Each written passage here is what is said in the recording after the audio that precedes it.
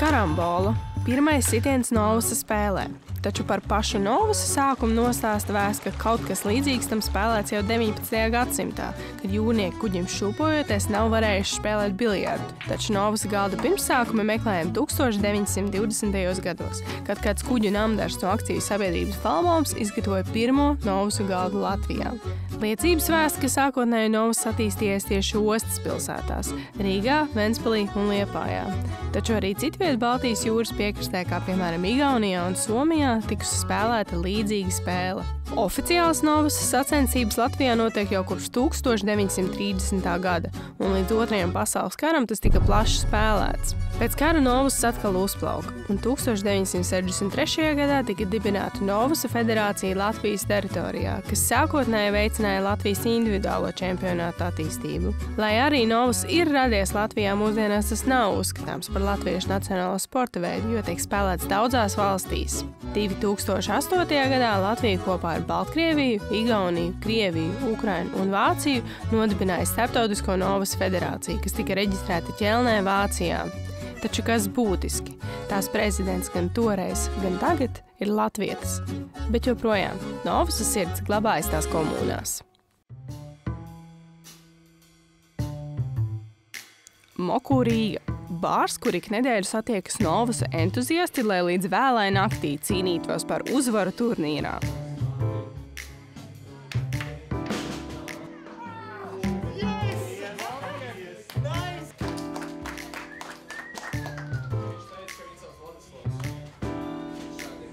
Es sāku šeit. Sākās ar vienkārši interesi, jo es apmeklēju šo vietu visādās dienās, nedēļas posmā, un iekrita arī trešdiena, un es ieraugu, wow, daudz cilvēku, tur smuks vadītājs, spīdīgi galdi. Es kā tāda netīša dvēsele visā tajā, zinādama visus, atceros vārdus, pazīstu sejas un interesē Novas.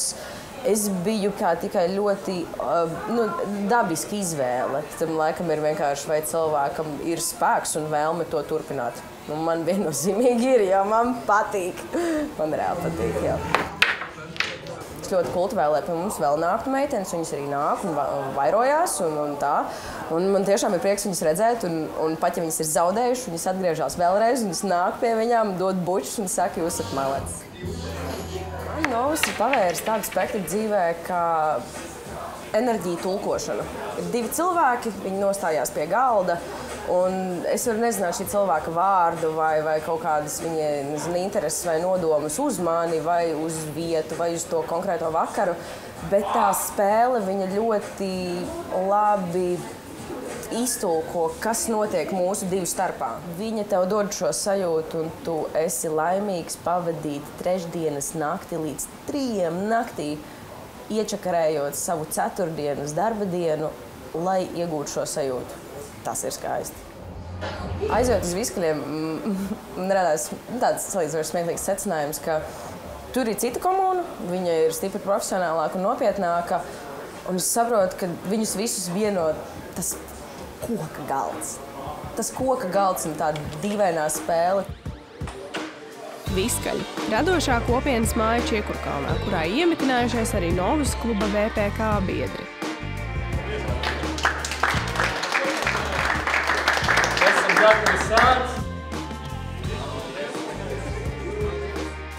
Mani sauc Igors Bonders, esmu VPK Novas kluba vadītājs un galvenais idejas nesējs šajā visā pasākumā. Viss sākās bārā. Ir Purcēmā vecais Pēters Krodziņš, no kurienes arī nāk abviatūra VPK. Turien atnācu kā vienkārši spēlētājs. Nevienu nepazinu, vienkārši sāku uz turien nāk un spēlēt. Man no dabas ir kaut kāda tāda iniciatīvas izrādīšana, ja, un es sāku vairāk iesaistīties to turnīru kaut kādā organizācijā, mācīt spēlētājus, stāstīt par noteikumiem, veidot programmu, kur organizē turnīru. Neviens pat nevarēja iedomāties, ka tas varētu kaut kā izvērsties par tādu vietu, kāda viņa ir tagad. Jaunieši nāk, jaunieši ir. Bet viņi ir ļoti maz. Vidējais novas vecums Latvijā ir 50–60 gadi. Un līdz ar to, ja mēs kaut ko tajā virzienā nedarīsim, neattīstīsim to jauniešu vidū, tad vēl jau pēc 10 gadiem nebūs ar ko spēlēt novus. Vecākiem nav nekādas motivācijas bērnu atdot novusā. Ko dod novus? Neko. Tu nevari nopelnīt naudu ar novus. Tas nav kaut kāds pasaules mēroga sports, kā futbols vai snukers tas pats. Jā. Līdz ar to mums ir jāizveido tā motivācija jauniešiem spēlēt novus. Šis ir mans tas galvenais mērķis, neļaut novusam nomirt. 2024. gads sākās ar tādu diezgan lielu tādu blīšķi tieši mūsu klubu ietvaros. Mēs esam palaiduši tiešraides, novus tiešraides ļoti augstā līmenī. Un tagad mēs jau sākām arī komentēšanu. Tāpēc tas produkts, kā tas izskatās, bilde tam visam, tas ir gatavs produkts, kur vienkārši ņemiet televīziju, rādiet. Un tā ir viena no tām daļām šajā posmā, kur es ceru, ka viņa popularizēs novus ne tikai Latvijas mērogā, bet arī izies ārpus Latvijas. Un šī spēle arī paliks interesantāka ne tikai Latvijā, bet arī citās valstīs. Es domāju, mēs esam priekšā ļoti interesantam nākamajam gadam.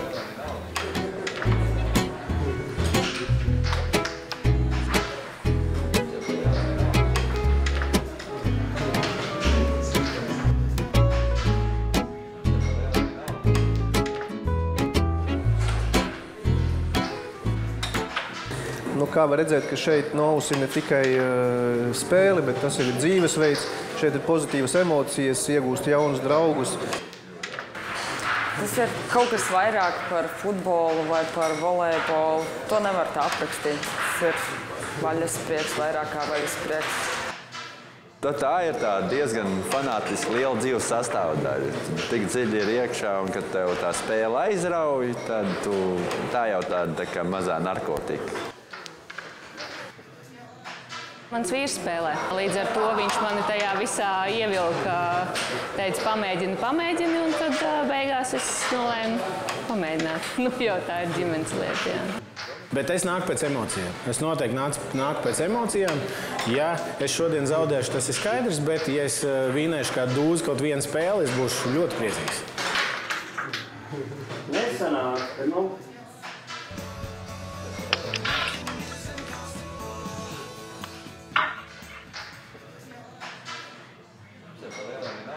Mēs ar novus nodarbojamies pēdējos 2,5 gadus.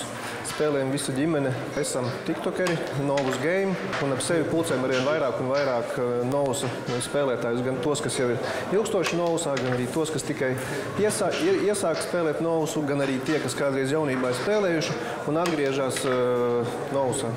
Es redzēju, tiktokā spēlēja novus, tā vienkārši vakaros sita pa kauliņiem, tad es izdomāju arī sākt spēlēt. TikToks jau tagad vispār ir tā vieta, kur es, piemēram, trenējos. Ar lielu daļu no spēlētājiem mēs nemaz neesam dzīvē satikušies, bet tad, kad mēs satiekamies jau personīgi, tad mēs jau esam tāda sajūta, ka esam pazīstami ļoti, ļoti ilgu laiku. Es sāku spēlēt šeit VPK, un šeit ir tieši tā cilvēku būtība, kad tevi pieņem. Vienalga, tev ir pieredze, nav pieredze, tevi pieņem. Prieks spēlēt ar jebkuru cilvēku. Vai tu zaudē, vai tu vinnē, bet ir forši. Vienmēr tā atmosfēra, vienmēr, kur tu aizbrauc, tas ir kā sacensības. Taču tajā pašā laikā visi būs draudzīgi, ja tu aizies pēc spēles, tev pamācīs, tev neatteiks neviens. Nebūs neviens tāds, kas tevi pametīs tā kā malā. Vienmēr būs kāds, kas atbalstīs tevi. Vienmēr un visur. Tu vari redzēt, kā izaug kaut kādi bijušie spēlētāji, kurus tu vinēji, un tagad tu vairs vispār nevari pat iedomāties, ka tu viņu līmenī vari spēlēt, tā kā baigi forši. tu vairs nevari no rīta aiziet, paņemt kīju, tā kā es no pagraba jau uziet augšā, atbraukt šajien un vinēt. Nu, tas tā vairs nenotiek. Katrs pretinieks ir jaudīgs.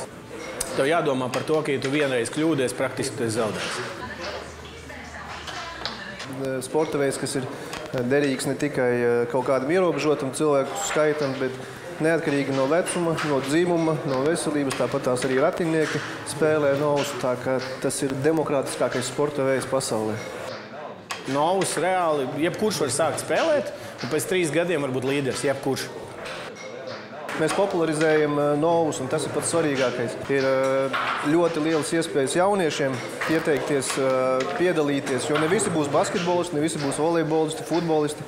Novus ir sporta veids, kurā var pulcēties jebkurš. Tāpēc spēlējiet novus, un novus ir forši.